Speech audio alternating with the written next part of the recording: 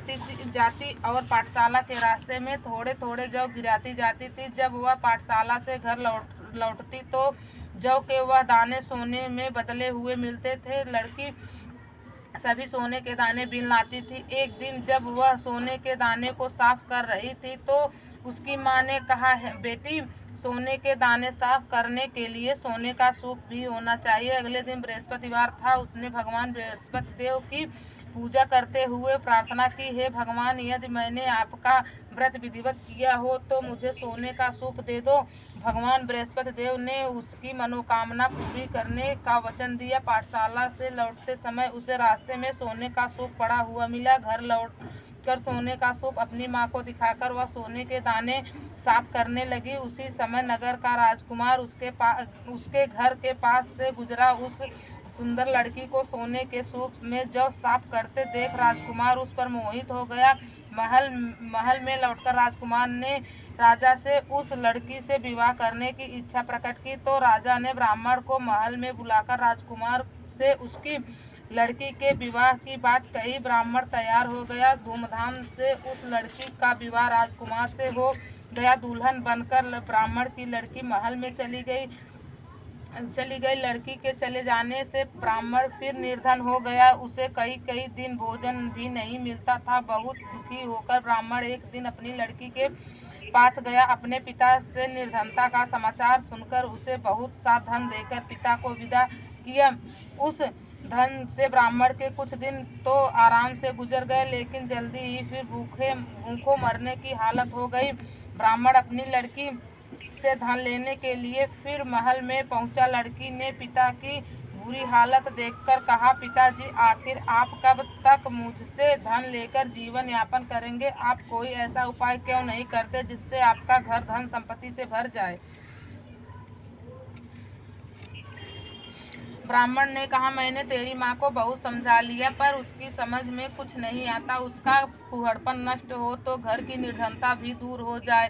तब कुछ सोचकर लड़की ने पिता से कहा, पिताजी, आप कुछ दिनों के लिए माँ को मेरे पास छोड़ जाओ। तब कुछ सोचकर ब्राह्मण पत्नी को लड़की के पास महल में छोड़ आया। लड़की ने अपनी माँ से कहा, माँ, तुम कल प्रातः उठकर स्नानादि करके भगवान बृहस्पति देव विष्णु जी की पूजा अवश्य करना। पूजा करने से तुम्हारी निर्धनता अवश्य दूर होगी।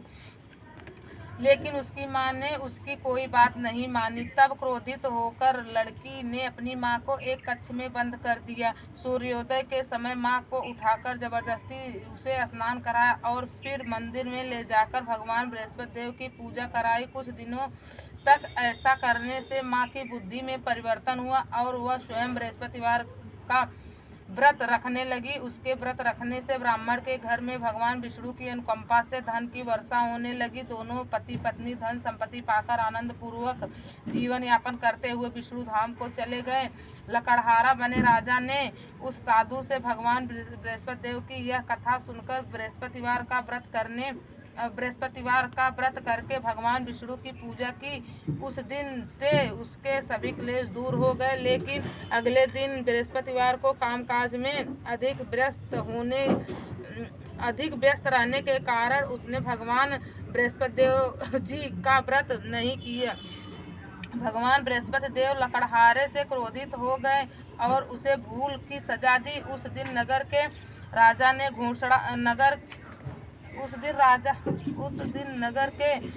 ने नगर में घोषणा करके सबको सूचित किया, प्रत्येक नागरिक मेरे महल में भोजन करने आए। जो नहीं आएगा उसे अपराधी मानकर भारी दंड दिया जाएगा। लकड़हारा बने राजा ने उस नगर के राजा की घोषणा तो सुनी, लेकिन जंगल से लकड़ी काट कर लाने और उन्हें बेचने में देर हो जाने के कारण वह समय पर महल में भोजन करने नहीं जा सका। अतः राजा के सैनिक लकड़हारे को पकड़कर महल में ले गए। राजा ने उसे महल के एक कक्ष में बैठाकर भोजन कराया। उस कक्ष में एक खूंटी पर रानी का सोने का हार लटका हुआ था। लकड़हारा अकेला उस कक्ष में भोजन कर रहा था। तभी उसने एक आश्चर्यजनक घटना घटती देखी। देखते ही देखते वह खूंटी हार को निगल गई। थोड़ी देर के बाद राजा ने हार को गायब देखा तो लकड़हारे को कारावास में डलवा दिया। लकड़हारा मन ही मन अपने भाग्य को कोसने लगा।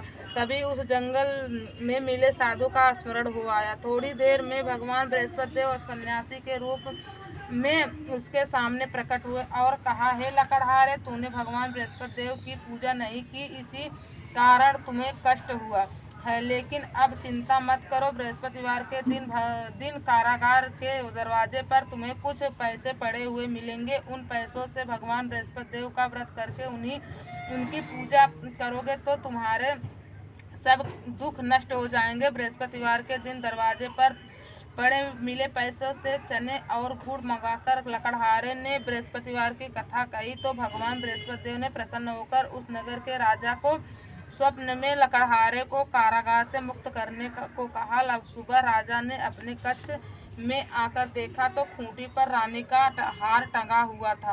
राजा ने लकड़हारे को मुक्त कर दिया और उसे धन और आभूषण देकर विदा किया। लकड़हारा बना राजा उस नगर से चलकर अपने नगर में पहुंचा तो उस नगर में कुएं, धर्मशाला, बाग बगीचे देखकर बहुत प्रसन्न हुआ। राजा ने किसी से पूछा, ये कुएं, धर्मशाला किसने बनवाई? सबने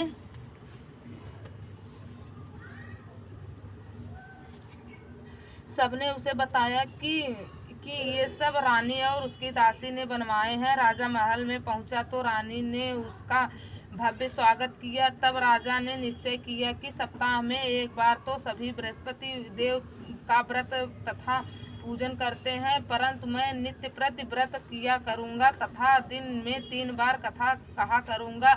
अब राजा हर समय दुसाले में चने की दाल बांधे रहता तथा दिन में 3 बार बृहस्पति देव की कथा कहता। कुछ दिनों के बाद राजा को अपनी बहन की याद आई। एक दिन घोड़े पर सवार होकर राजा अपनी बहन से मिलने चल दिया। अभी राजा नगर के बाहर पहुंचा ही था कि उसने कुछ लोगों को एक शव को ले जाते हुए देखा। राजा को स्मरण हो आया कि आज उन्हें किसी को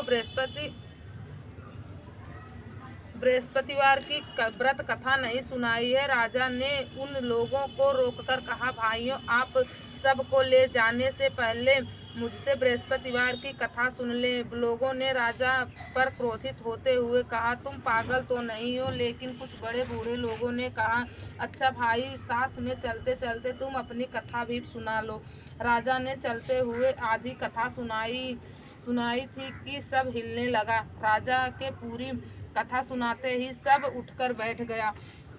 लोगों ने हैरानी से दांते तले उंगली दबाई और अगले बृहस्पतिवार से भगवान बृहस्पति देव का व्रत करने व कथा सुनने का निश्चय कर लिया। अब घोड़े पर सवार राजा चलते हुए एक किसान के पास पहुंचा।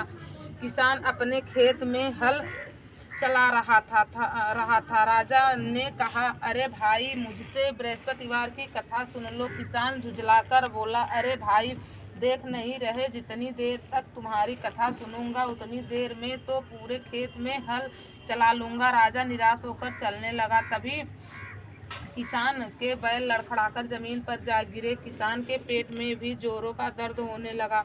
उस किसान की पत्नी जब खाना लेकर आई तो उसने किसान से इस बारे में पूछा। किसान ने घुड़सवार की पूरी कहानी सुनाई। किसान की पत्नी दौड़ती हुई राजा के पास पहुंचकर हाथ जोड़कर बोली, भैया, मैं तुम्हारी कथा सुनने को तैयार हूँ। राजा ने उसके साथ खेत पर पहुंचकर बृहस्पतिवार की कथा सुनाई। तभी बैल उठकर खड़े हो गए। किसान के पेट का दर्द भी तुरंत ठीक हो गया। राजा अपनी बहन के घर पहुंचा तो उसकी बहुत आवभगत हुई। अगले दिन सुबह उठकर राजा ने देखा घर के सभी लोग भोजन कर रहे हैं। किसी भूखे को बृहस्पतिवार की कथा सुनाए बिना राजा भोजन नहीं करता था। उसने बहन से कहा, बहन, क्या घर में कोई ऐसा व्यक्ति है जिसने अभी तक भोजन न किया हो? उसकी बहन बोली, भैया, हमारे घर में तो क्या आपको पूरे नगर में कोई ऐसा व्यक्ति नहीं मिलेगा जिसने सुबह सुबह भोजन नहीं किया हो? तब राजा ने बहन के घर से निकलकर उस नगर में बिना भोजन किए व्यक्ति की तलाश की। एक गडेरिये के घर में उसका बेटा बीमार होने के कारण भूखा रह गया था। राजा ने उसको जाकर बृहस्पतिवार की कथा सुनाई। कथा सुनते सुनते गरुड़िए का बीमार बेटा बिल्कुल ठीक हो गया।